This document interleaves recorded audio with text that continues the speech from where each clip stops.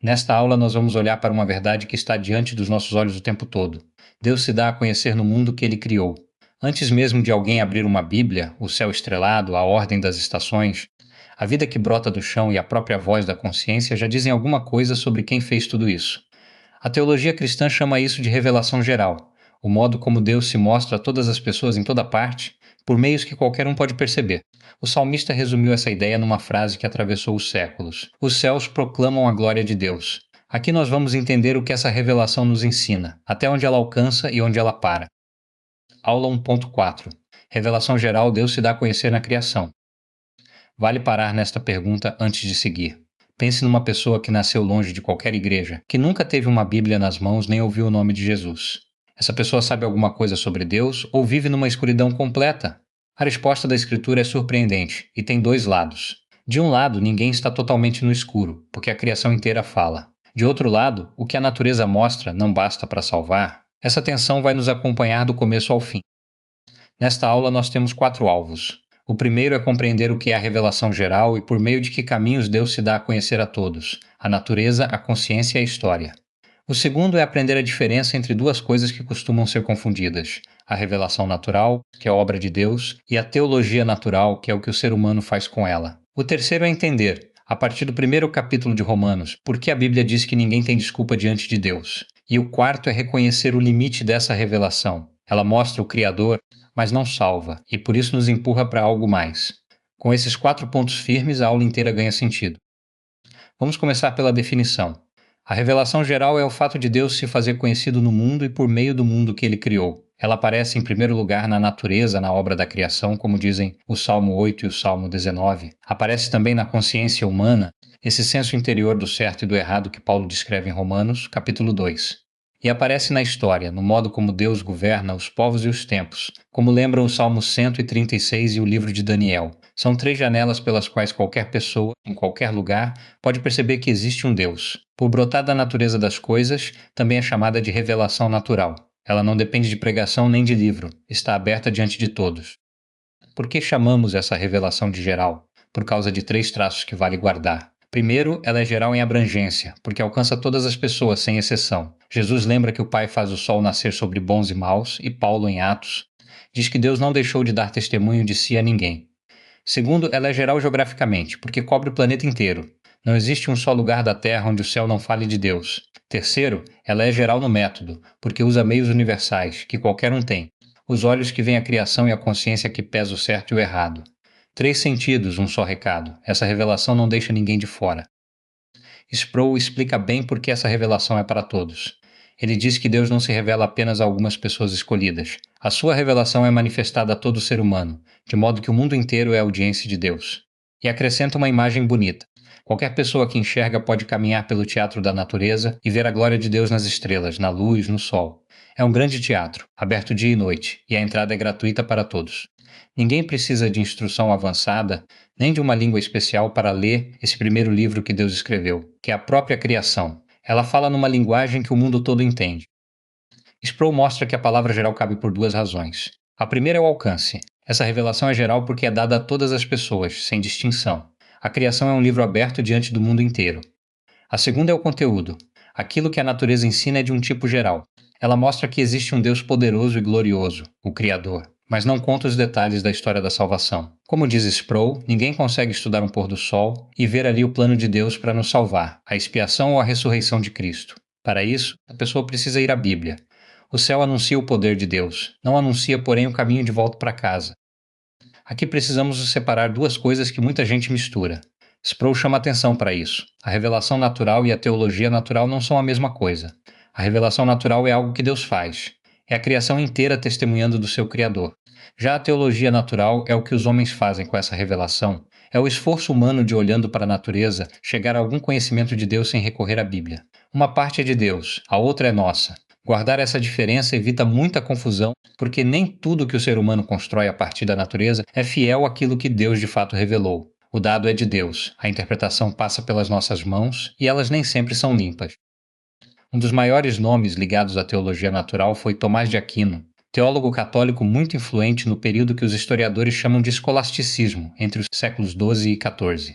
Ele defendia que a razão humana por si só poderia provar certos pontos, como a existência de Deus e a imortalidade da alma. E a conclusão a que a própria Escritura nos conduz é equilibrada. Sim, a revelação geral pode transmitir certo conhecimento sobre Deus, um saber verdadeiro de que ele existe e é poderoso. Mas Paulo, na primeira carta aos Coríntios, lembra que o homem natural não alcança as coisas do Espírito.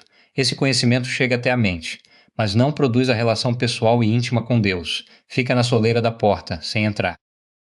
Vale fixar esta distinção, porque é simples e muito útil. De um lado está o que Deus faz, ele espalha na criação, na consciência e na história sinais claros de si mesmo.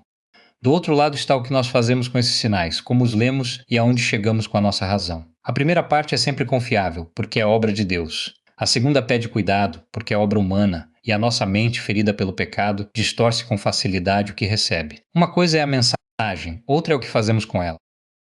É em Romanos, no primeiro capítulo, que essa verdade aparece com mais força. Paulo afirma que os atributos invisíveis de Deus, o seu eterno poder e a sua divindade, se reconhecem claramente desde o começo do mundo, por meio das coisas que ele criou. Repare no peso dessa frase. Aquilo que não se pode ver diretamente, o poder e a majestade de Deus ficou visível nas coisas que se podem ver.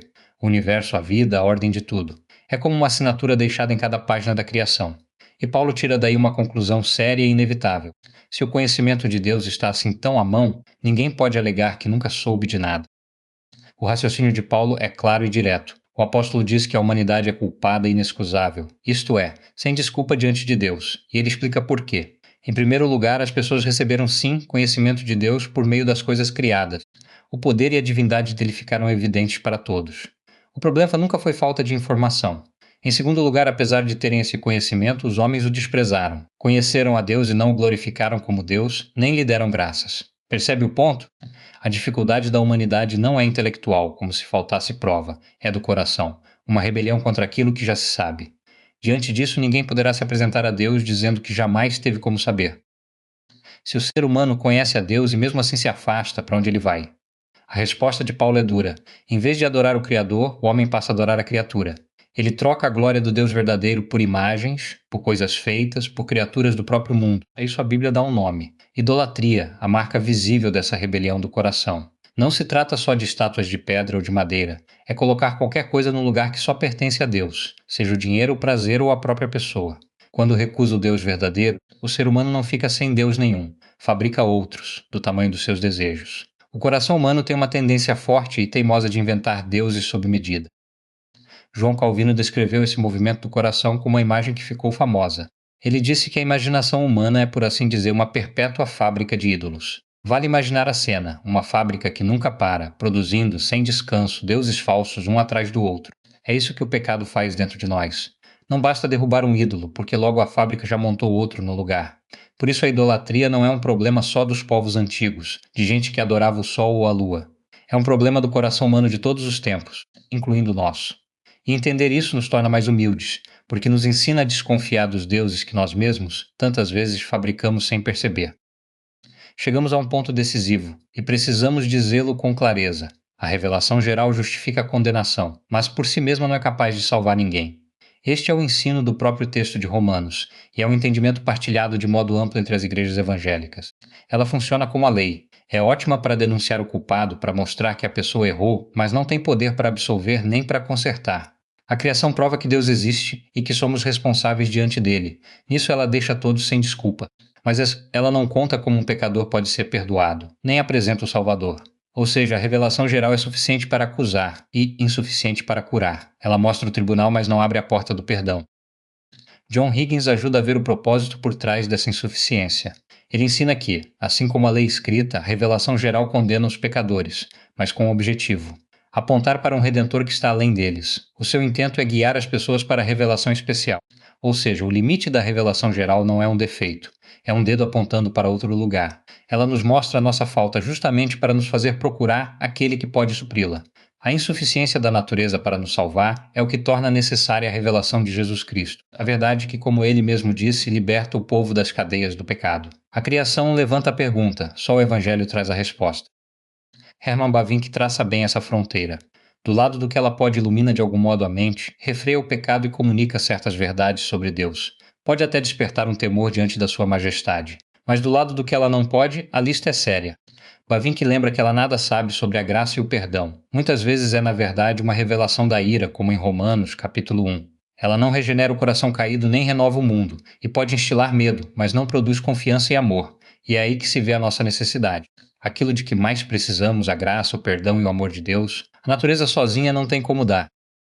Wayne Grudem é bem direto quanto a isso. Ele afirma que em nenhum lugar a Escritura indica que as pessoas podem conhecer o Evangelho, ou o caminho da salvação, apenas por meio da revelação geral. Não existe um atalho paralelo à Bíblia, uma via secreta pela contemplação da natureza que leve alguém à salvação sem o Evangelho de Cristo. Hermisten Maia diz o mesmo. A revelação geral tem valor ilustrativo, mas nada acrescenta à revelação especial. É como a moldura que valoriza o quadro, sem ser o quadro. Isso deve nos deixar ainda mais gratos pela Bíblia.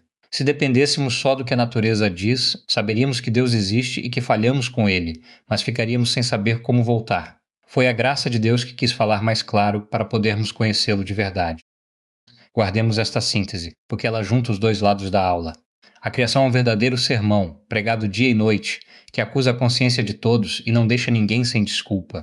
Mas é um sermão sem convite ao perdão. Acusa e não cura. Ela aponta para um Redentor, mas não pode nos entregar esse Redentor.